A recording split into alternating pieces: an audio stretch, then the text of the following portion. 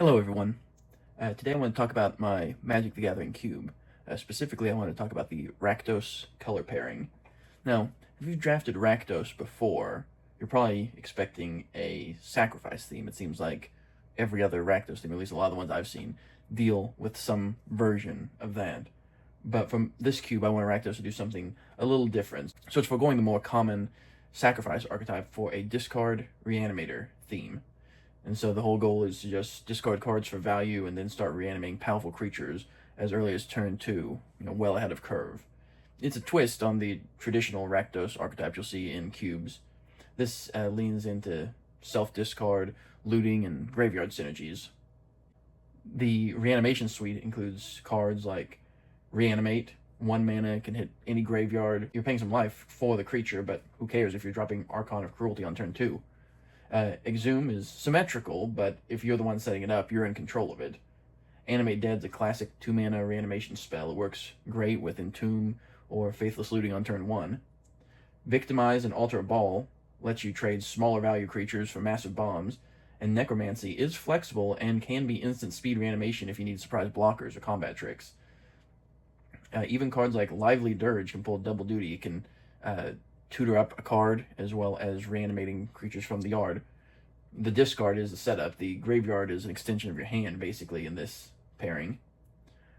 And while reanimating big threats is the main objective, Rakdos offers a wide toolbox of discard synergies. Faithless Looting, Thrill of Possibility, and Demand Answers all help you cycle through your deck while setting up your graveyard. Pack Rat and Bone Miser can help you turn discarded cards into a board presence. Surly Badgersaur and Archfiend of Ifnir help you to control the board through discard. Red creatures like Inti, Sinshal of the Sun, Magmatic Channeler, Party Thrasher, and Byway Barterer offer repeated discard outlets that can help keep your graveyard stocked for things like Grim Lavamancer. Cards like Trumpeting Carnosaur or Harvester of Misery can discard themselves in the early game to be used as removal, and then be reanimated later. So it's a 1-2 punch.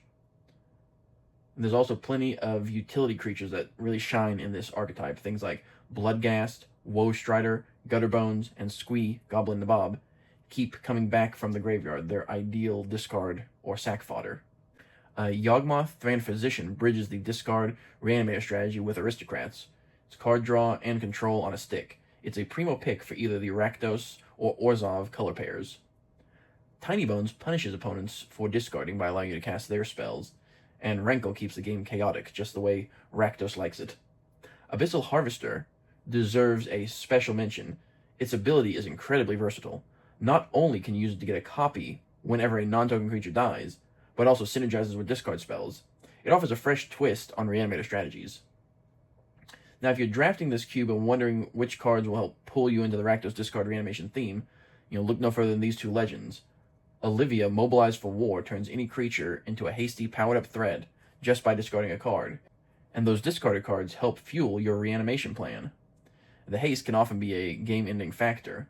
And speaking of haste, Chainer Nightmare Adept is a reanimator's dream engine, letting you cast creatures from the graveyard and giving them haste over and over again.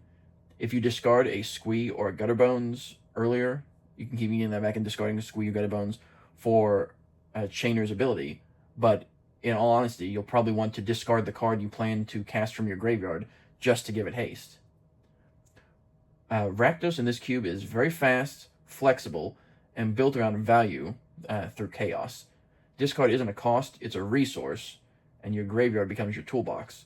Whether you're trying to score a quick win with Inti, Sinshal of the Sun, and a reanimation package ahead of curve, or trying to grind out a longer game with recursive threats, Rakdos always has the potential for explosive finishes, just as the Lord of Riots would have wanted.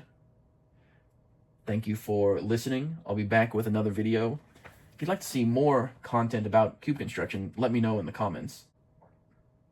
If you enjoyed this breakdown, or just found a new card for your Rakdos deck, hit the like button and subscribe for more Magic content. Take care, and have a great day. Thank you.